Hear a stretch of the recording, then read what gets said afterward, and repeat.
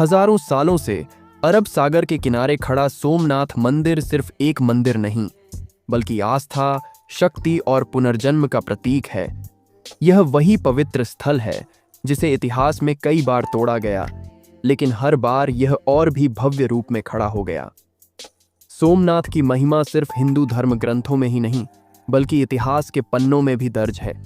इसकी दीवारें उन कहानियों की गवाह हैं जब इसे लूटा गया, जलाया गया, तोड़ा गया, लेकिन हर बार श्रद्धा और संकल्प ने इसे फिर से जीवित कर दिया।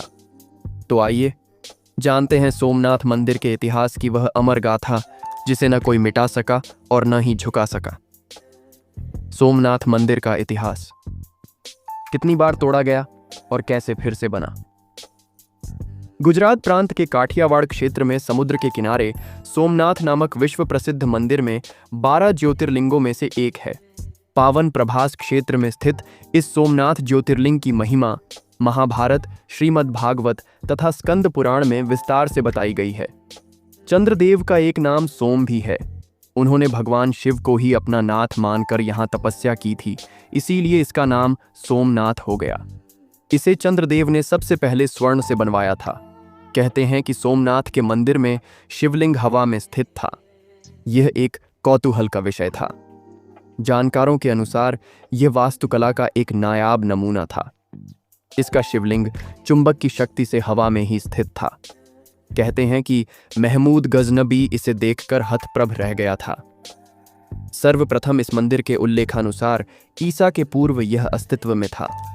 इसी जगह पर द्वितीय बार मंदिर का पुनर्निर्माण 639 ईस्वी में वल्लभी के मैत्रिक राजाओं ने किया।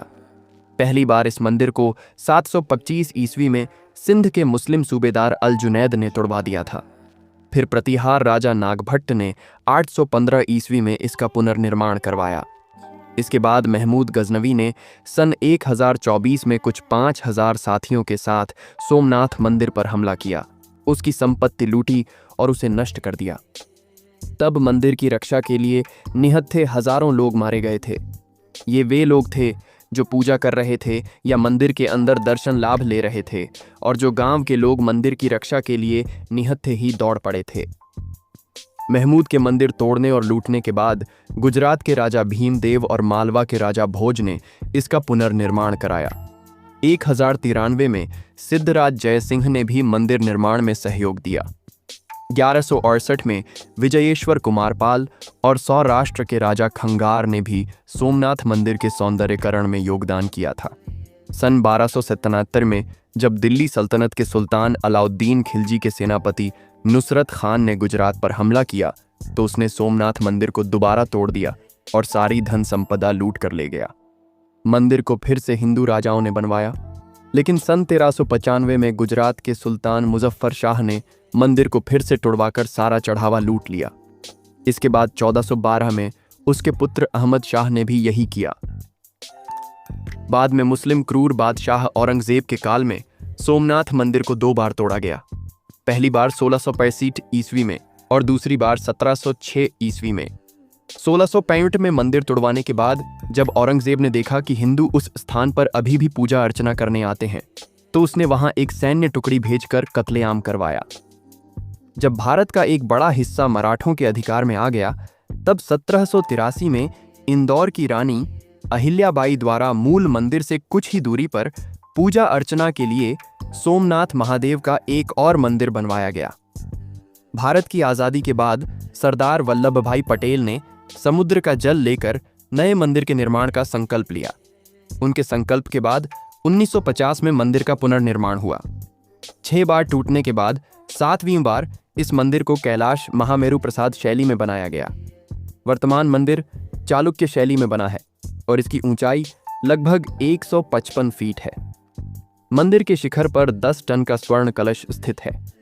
इसके निर्माण कार्य से सरदार वल्लभ भाई पटेल भी जुड़े रह चुके हैं। इस समय जो मंदिर खड़ा है उसे भारत के गृहमंत्री सरदार वल्लभ भाई पटेल ने बनवाया और 1 दिसंबर 1995 को भारत के राष्ट्रपति शंकर दयाल शर्मा ने इसे राष्ट्र को समर्पित किया। सोमनाथ मंदिर से जुड़ी है गुजरात के एक बहादुर नायक की कहानी, जिसने सोमनाथ मंदिर की रक्षा के लिए अपने प्राणों की आहुति दे दी थी। वीर हमीरजी गोहिल। 16 साल के इस शूरवीर ने खिलजी की सेना से सोमनाथ की रक्षा के लिए अपना सब कुछ न्यौछावर कर दिया। इस वीर गाथा को जानने के लिए बने रहे हमारे साथ अगली वीडियो के लिए। चैनल को लाइक और सब्सक्राइब करना न भूलें। मिलते हैं अगली वीडियो में, तब तक के लिए जय हिंद, जय सोमनाथ महादेव।